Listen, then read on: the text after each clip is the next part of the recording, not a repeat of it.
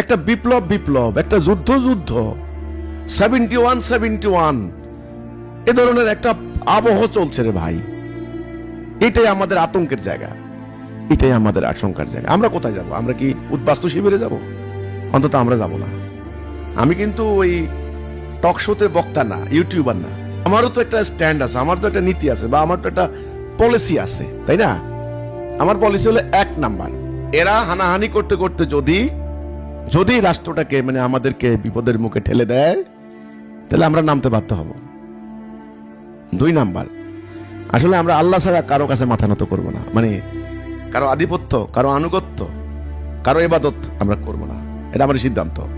আমরা একমাত্র আল্লাহর হুকুমের আনুগত্য করব, এটা আমরা সিদ্ধান্ত নিয়েছি। তো কাজেই আমরা বিষয়গুলিকে দেখছি, পর্যবেক্ষণ করছি, ঝড় কোন দিকে আসে আমরাও খুবই সতর্ক সজাগ।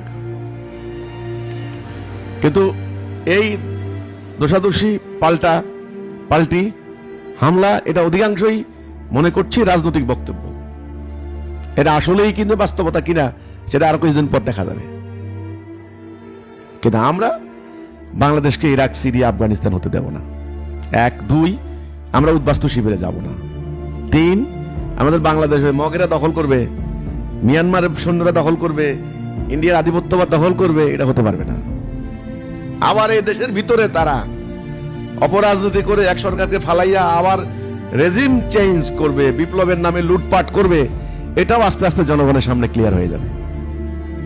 এটা হলো কথাটা, আমার কথাটা আমি বলতে পারি। কিন্তু আমি পরিস্থিতি ভালো দেখতেছি না, পরিস্থিতি খারাপ।